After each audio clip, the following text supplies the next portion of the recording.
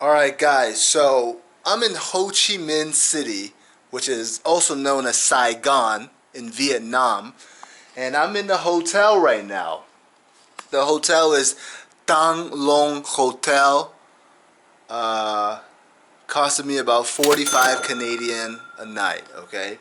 Now, what a hubbub, I can't even begin to speak. I was about to go into my Airbnb, and I check in, and even though it looks like the photos, all the quality, like the walls and the sink, you can just tell, right? Like when a house is old, like here, for example, take a look at this corner, clean, right? The finishes are all clean, right?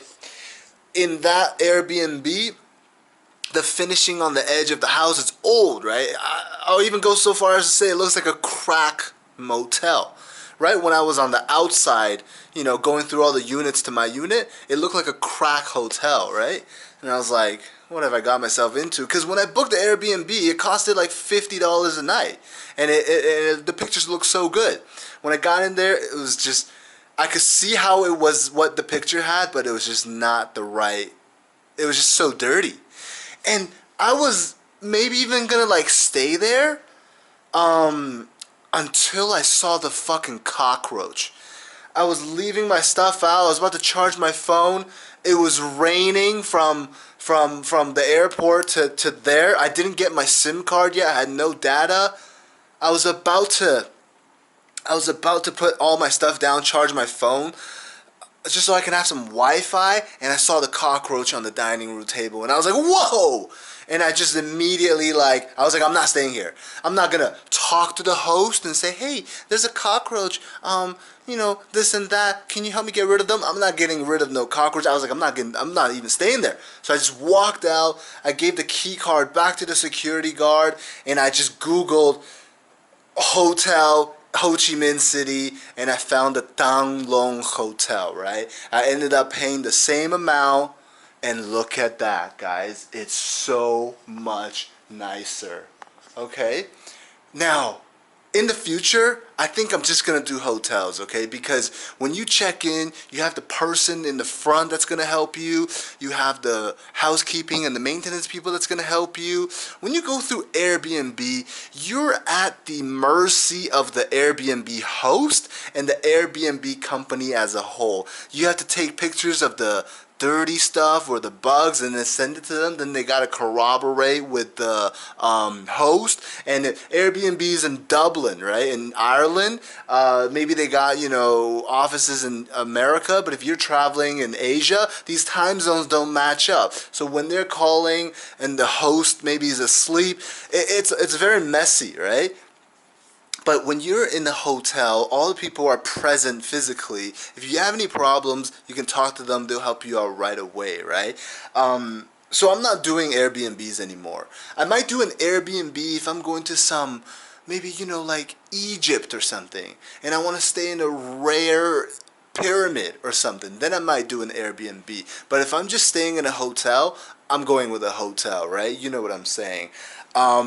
Now, this video primarily is about the pho, alright? So, I'm in Vietnam. I'm a big fan of pho, and I didn't expect my first bowl of pho to be, well, in a hotel. I thought it would be on the street or in a restaurant, but it's pissing rain outside. I haven't eaten since breakfast, and it's right now, it's 10 o'clock in Vietnam. I need some food, and I thought, fuck it, I'm gonna get some pho, right? So my first pho in Vietnam is actually going to be in my hotel.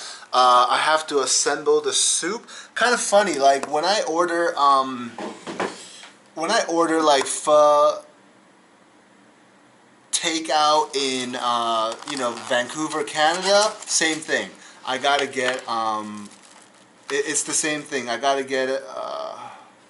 Some black stuff just fell in.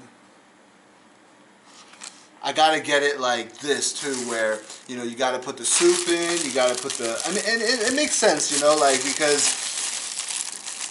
if they put the soup too early, the noodles get soft, right? So I'm gonna assemble this, and I'll see you guys in a bit here. Okay, so I finally mixed all the ingredients up.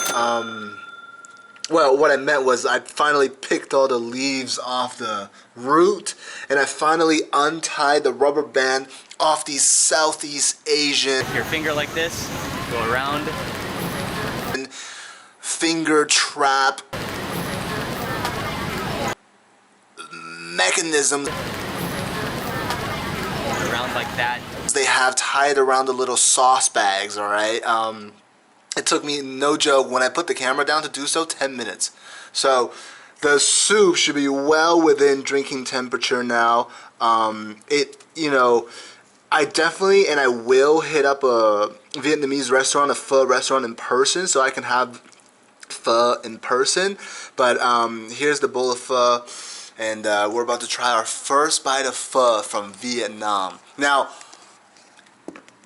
I'm kind of scared because I don't want it to taste, exactly the same as it does back home, because then there's really no need for me to travel here. I mean, I guess there's still some benefit, but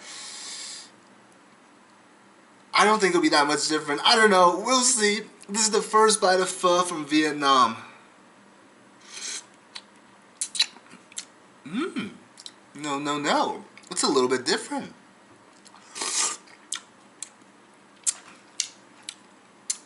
I don't know why, but it's a little bit different. The taste of the pho, we all know the pho taste. It's not as strong as how it is back home, or even in when I had in Cambodia a week ago. It's milder. Maybe it's this restaurant. Interesting. It's very mild. It doesn't have that beefy taste in pho. You guys know what I'm talking about, the pho taste. It's very, very mild. That's interesting. I'm gonna definitely need to do a whole pho tour just to see what the aggregate flavor of pho tastes like in Vietnam. But this one is very mild. All right, guys, I'm at the Thanh Long Hotel breakfast buffet, and I just got myself a plate here. And as you can see, in addition to the more typical things like the noodles, the fruits, the vegetables, they also have some Vietnamese classics. They have the spring rolls, they have the grilled chicken. Oh, yeah, that vinegar. Oh yeah, does that not go on the salad? Yeah, you can put it into your salad. Well, what do you put it on? But it doesn't go well with Oh yeah, I know. dragon fruit. Yeah, I know. It's okay. It's good. It all goes in. Yeah, maybe it tastes good. Yeah, maybe. They have, and what I find surprising was actually they have the dim sum, which, I wasn't expecting. So that's kind of cool. And also later when I went to the final end of the buffet, and I'll show you guys as well, they have this station as well where they give you this you can either have an omelet made, which is kind of common. I've seen that before. They'll make an omelet for you, as well as this chicken noodle soup station. So I'm looking forward to giving that a try, and let's give it a go.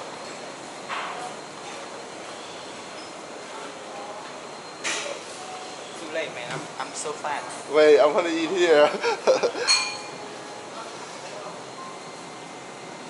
I beat you. Thank you.